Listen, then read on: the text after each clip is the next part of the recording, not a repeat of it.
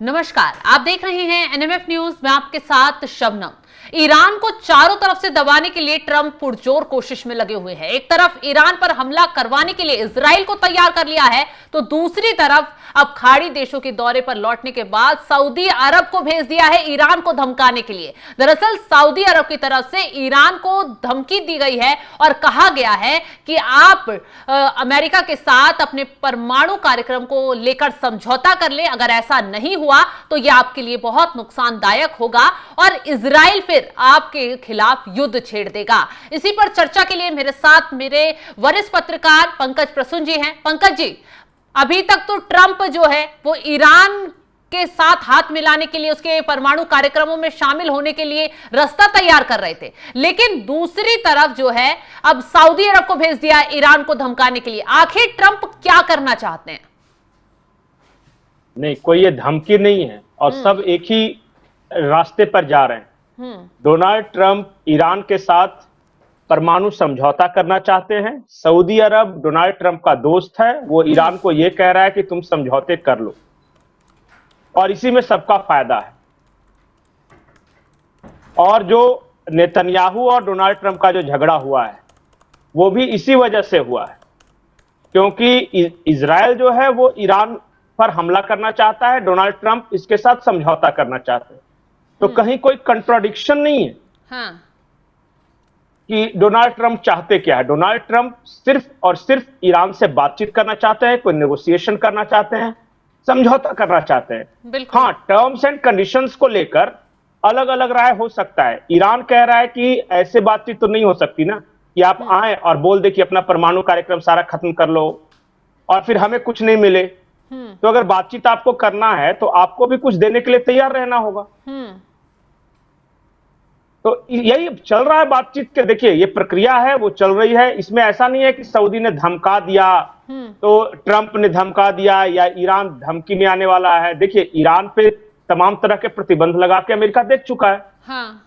सारे सैंक्शंस लगा के अमेरिका देख चुका है। ईरान को पता है कि अमेरिका के सैंक्शंस के बावजूद ईरान सरवाइव कर रहा है और अच्छे से सरवाइव कर रहा है। ईरान को यह पता है कि 2-4 सैंक्शंस और भी लगा दोगे तो हमें फर्क नहीं पड़ने वाला। तो इसलिए ईरान को अब और पीछे नहीं धकेला जा सकता है, इसलिए ट्रंप ने उनसे बातचीत की पेशकश की है। हालांकि ट्रंप की तरफ से पंकज जी एक धमकी भी दी गई ईरान को और साफ साफ कहा, मैं चाहता हूं कि परमाणु समझौता इतना सख्त हो कि हम निरीक्षकों के साथ अंदर जा सकें, जो चाहे ले सकें, जो चाहे उड़ा सकें, लेकिन किसी की जान ना जाए। हम एक लैब को उड़ा सकते हैं लेकिन उसमें कोई हो नहीं, बजाय इसके लिए कि सभी उसमें हो और उसे उड़ा दिया जाए। यानी उसके घर में घुसकर, उसके परमाणु ठिकानों में घुसकर ट्रंप कुछ भी कर जाए, ये उनकी तरफ से धमकी दी गई। और फिर ईरान की तरफ से पलटवार किया गया और कहा गया कि धमकियों में हम आने वाले नहीं हैं और ट्रंप जो है ये धमकियों देने वाला रुख जो है उनको खत्म कर देना चाहिए। देखिए, ये ट्रंप के स्टाइल ऑफ फंक्शनिंग में है। हाँ। उनको चाहिए होता है मिनरल जिसको वो ड्रिल करना चाहते हैं, लेकिन वो कहते हैं कि हम ग्रीनलैंड पर कब्जा कर लेंगे। वो आगे बहुत हाई स्टेक लेके चलते हैं ताकि जब आप बातचीत के टेबल पर बैठे ना तो आप डाउन होते हुए भी कहीं ना कहीं उनके टर्म्स कंडीशंस तक आप पहुंच जाए। हाँ। ये कुछ नहीं करने वाले डोनाल्ड ट्रंप, याद रखिएगा। मतलब लेकिन ये बातें इतनी बड़ी बड़ी करे नहीं। हाँ। बातें देखिए, जब क्या होता है ना, जब भी आप किसी के साथ नेगोशिएशन करने जाते हैं तो अपने स्टेक्स आपको हाई रखने होते हैं। तो यहां ट्रंप ने अपने स्टेक्स हाई रखे हैं कि हमारे पास कैपेबिलिटी है कि तुम्हारे हम न्यूक्लियर लैब तक को तबाह कर सकते हैं। हाँ। तो ठीक है, ये वो जाके बातचीत करेंगे और वहां से ट्रंप भी कुछ नीचे आएंगे, ईरान भी कुछ ऊपर की ओर बढ़ेगा, तभी नेगोशिएशन होगा ना। हाँ। ट्रंप को अगर कनाडा से कुछ चाहिए होता है तो सीधे कह देते हैं कि तुम 51वां राज्य बन जाओ, ताकि एक साइकोलॉजिकल प्रेशर बनाते हैं वो। हाँ। ग्रीनलैंड में रेयर अर्थ मिनरल्स निकालना होता है तो कहते हैं कि हम ग्रीनलैंड पे कब्जा कर लेंगे, लेकिन उन्हें पता है कि अंत में नेगोशिएशन होते होते हमें रेयर अर्थ मिनरल्स निकालने की अनुमति मिल जाएगी। बिल्कुल, ये तरीका है। वो व्यापारी आदमी है ना, नेगोशिएट, बहुत अच्छा नेगोशिएटर है वो। इसलिए वो हाई स्टेक के साथ वो जाते हैं बातचीत के टेबल पे। हाँ। देखिए, डोनाल्ड ट्रंप का आप लाख मजाक उड़ा ले, ठीक है, वो जोकर है, बड़बोला है, बहुत कुछ बोलता है। बहुत सारे लोगों को यह भी लगेगा कि भारत और पाकिस्तान के मामले में वो हर रोज प्रेस कॉन्फ्रेंस क्यों कर रहा है। लेकिन आप इस तरह नजरिए से देख रहे हैं कि अरे उसने समझौता कराया है, ना कराया हो, प्रेस कॉन्फ्रेंस कर रहा है। लेकिन मैं ट्रंप के नजरिए से यह देख रहा हूं कि वो भारत पे साइकोलॉजिकल प्रेशर बना रहे हैं। उनको जीरो रेसिप्रोकल टैरिफ भारत के साथ डील करनी है। हाँ। कि हम अपना सामान भारत में भेजे तो जीरो टैरिफ लगा, और भारत का अगर कोई सामान आया तो जीरो टैरिफ लगा। हाँ। पहुंचना है वहां पे।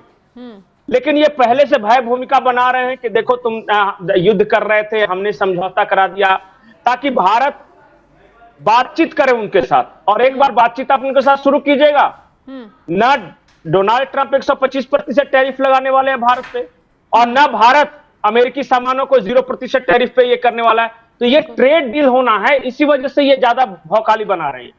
अच्छा। नाराज होने की जरूरत नहीं है। दुनिया ब्रेन गेम है, सब कोई एक दिमाग के साथ खेल रहा है।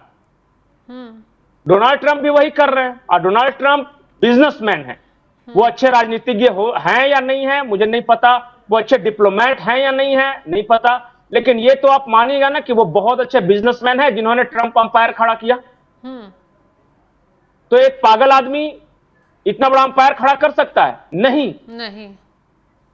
ये उसका तरीका है बातचीत करने का, वो स्टाइल है यही। और एक बार जान जाइए, ईरान के साथ दो विकल्प थे अमेरिका का। या तो अमेरिका इजराइल के साथ मिलकर ईरान पर हमला कर देता, या फिर ये ईरान के साथ बातचीत करके बातचीत के टेबल पे लाता और ईरान को थोड़ा झुकाता। ट्रंप ने दूसरा ऑप्शन चुना। इजराइल नाराज है। इजराइल ने कह रखा है कि हमने ईरान के सारे न्यूक्लियर प्लांट्स की मैपिंग करके रखी है, उनके सारे न्यूक्लियर ठिकाने हमारे जद में हैं। आप यस बोलिए और फिर हम उस पर हमला करेंगे, और फिर आप हमें हमारा सपोर्ट कीजिए। ये इजराइल का प्लान था। ट्रंप ने कहा कि नहीं, हम ऐसा नहीं करेंगे, मेरा प्लान कुछ और है। ट्रंप ने देखा कि आज तक हम अफगानिस्तान से नहीं जीत सके, इराक से नहीं जीत सके, यमन से नहीं जीत सके, सीरिया से डायरेक्ट नहीं जीत सके, तो हम ईरान से कैसे जीत सकेंगे? तो तुम तो मुझे फंसा दोगे यहां, फिर से बेइज्जती हो जाएगी हमारी। और कल को अगर वियतनाम वाली स्थिति आ गई जहां से हमारे सैनिकों को भागना पड़ा था, तो फिर क्या करेंगे हम? उससे बढ़िया भय भूमिका बना के, भौकाल बना के किस तरह बातचीत कर लो, और जो प्राप्त हो जाए उसमें हासिल कर लो। कल को जाके अगर ईरान इस बात के लिए भी राजी हो जाता है कि चलिए अमेरिका नहीं तो यूएन का टीम विजिट कर सकता है हमारे न्यूक्लियर साइट्स, तो ये भी एक जीत है ना। यहां तक तो कम से कम ईरान को झुकाया, फिर आगे और देखा जाएगा। तो इसलिए देखिए, कोई धमकी नहीं होती, ये जानबूझ के एक साइकोलॉजिकल वारफेयर है। आपको प्रेशर में लाने के लिए इस तरह के बयान दिए जाते हैं। सामने वाला प्रेशर में आए या ना आए वो अलग बात है। जैसे पाकिस्तान को एक बार बोला, वो बिल्कुल धराशायी हो गया। और ट्रंप ने उससे अपने खानदान का क्रिप्टो बिजनेस करवा लिया कि जाओ। उसी तरह भारत पे उसने साइकोलॉजिकल प्रेशर बनाया कि हम ही हैं जो तुम्हारा ये पंचायती कराए थे। भारत ने कहा कि तुम हो कौन? नहीं झुका भारत, क्योंकि भारत को पता है कि ये तो किस वजह से ये सब बातें कर रहा है, हमें पता है ना। ये अंत में आएगा ट्रेड पे, और कहेगा भारत को कि अपना टैरिफ घटाओ अमेरिकन प्रोडक्ट्स पे। अब भारत बोलेगा कि नहीं घटाएंगे। अंत में बातचीत वही आनी है, और बाकी सब आडंबर है। ये जितना खाली भौकाली बना रहा है ट्रंप। इसलिए बहुत ज्यादा विचलित नहीं होना है, अपना काम करना है। बिल्कुल। लेकिन पंकज जी, एक सवाल माइंड रीड कीजिए। एक सवाल ये भी है कि इजराइल, वो ये सब जो देश हैं वो यही चाहते हैं कि ईरान परमाणु हथियार ना बना ले, इसलिए उस पर दबाव बनाया जा रहा है, इसलिए उसे घेरने की कोशिश पूरी की जा रही है। बिल्कुल, सैंक्शंस भी इसलिए लगाए गए थे। हमले की धमकी भी इसलिए दी गई थी। और जब उन सब से बात नहीं बना तो कह रहे हैं कि एक बार बातचीत कर जाओ, टेबल पे बैठ जाओ। देखिए, डोनाल्ड ट्रंप की एक और खूबसूरती है, इसे कास्ट के रूप में मत लीजिएगा, इसे एक उनकी मेंटलिटी है जिसे हम लोग भारत के भाषा में समझे तो एक बनिया मेंटलिटी है। वो जंग नहीं लड़ता, वो व्यापार करता है वो आदमी। उसने अपने पहले टर्म्स में भी जंग नहीं लड़े थे, और यहां पे उसका जंग आखिरी विकल्प होता है। वो देखिएगा, वो हर जगह ट्रेड ट्रेड ट्रेड कर रहा है। वो टैरिफ टैरिफ टैरिफ की बात कर रहा है। वो पैसा पैसा पैसा की बात करता है। कभी सुने उसके मुंह से हथियार, गोला बारूद, ये मार देंगे, वो कर देंगे? ये सब बात ही नहीं करता, उसकी प्रवृत्ति ही नहीं है ये। जो चीन के आगे झुक सकता है टैरिफ को लेकर, तो उसकी क्या ही रणनीति वो होगी, तो सब देखिए, साफ वो है। किसी के साथ नेगोशिएट कर सकता है, वो आदमी किसी के साथ नेगोशिएट कर जाता है। कल को अगर ये पता चल जाए ना कि ये फिलिस्तीन में बहुत बड़ा खजाना मिला है या तेल का भंडार मिला है, तो तुरंत ये युद्ध बंद हो जाएगा। और आप देखिएगा कि अगला दिन ट्रंप जो है वो हमास के नेताओं के साथ बैठ के बातचीत कर रहा है कि बताइए कैसे निकालना है उस तेल को, जो वहां या गैस का जो भंडार मिला। इस तरह का आदमी है ये, इसका कोई दुश्मन नहीं है, इसका प्रॉफिट इसका भगवान है। सही कहा पंकज जी आप। और उसी लिहाज से ये सबसे बात करता है। ये सीरिया वाले जो आतंकी है उससे भी बातचीत कर रहा है, क्योंकि इसको पता चल गया कि सीरिया में जो है ना वो कच्चे तेल का बहुत बड़ा भंडार है। तो उसने कहा कि यार तुमको आतंकवादी घोषित करने से तो मुझे फायदा है नहीं, तुम तो आ गए हो वहां की सत्ता पे, तो भाड़ में जाए तुम्हारा $10 मिलियन का इनाम तेरे ऊपर, पहले तो आओ। और हाथ भी मिलाया और कहा क्या स्मार्ट पर्सनालिटी हो यार, और तुम्हारे जैसा स्मार्ट आदमी से मिले नहीं, आओ बैठ के बातचीत करो कि उस तेल को कैसे निकालना। ये है ट्रंप साइकोलॉजी। ट्रंप को आप फायदा दिखाइए, उसको एक बार बताइए कि मेरे साथ तुम अगर बातचीत करोगे तो ये फायदा है, फिर वो भूल जाएगा कि आप हैं कौन, वो आपके साथ बातचीत करेगा। बिल्कुल, वो चीन के साथ भी बातचीत करेगा, वो पाकिस्तान के साथ भी करेगा, वो ईरान के साथ भी बातचीत करेगा। सिर्फ उसको ये अच्छा, आज वो बांग्लादेश को क्यों सपोर्ट कर रहे हैं पता है? क्योंकि पता चल गया है कि म्यांमार का जो रखाइन प्रांत है वहां रेयर अर्थ मिनरल्स है, इसलिए वो इंटरेस्टेड है। बाकी इसको कोई बांग्लादेश से मतलब नहीं। ये ट्रंप के दिमाग को रीड कीजिए, और वो अमेरिका में पैसे लाना चाहता है और अपने बिजनेस को भी वो ज्यादा धनवान बनाना चाहता है राष्ट्रपति पद पे बैठते हुए। और इस साइकोलॉजी के साथ जब ट्रंप से आप डील कीजिएगा ना, तब देखिएगा कि वो आसान चीज नजर आएगा। बिल्कुल सही कहा पंकज जी। और अगर आप एक पॉलिटिशियन की तरह सोचिएगा तो ट्रंप आपको जोकर नजर आएगा। आप हंसिएगा कि देखिए पुतिन उसका फोन नहीं उठा रहा, जेलेंस्की उसकी बेइज्जती कर दी, शी जिनपिंग ने उसको नूडल्स बना के भेज दिया, बड़ा टैरिफ कर रहा था, मोदी भाव नहीं दे रहा, नेतन्याहू से झगड़ा हो गया। अगर इस नजर से देखेगा तो वो ऐसा नजर आएगा।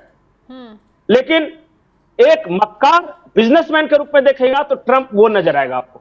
और फिर आप उसको ऑफर दे दीजिए कि ठीक है लड़ाई झगड़ा तो बाद की बात है, लेकिन हम तुम्हारे यहां ये फायदा पहुंचा देंगे। फिर देखिए वो कैसे दौड़ा चला आता है। सही कहा आपने, बिल्कुल।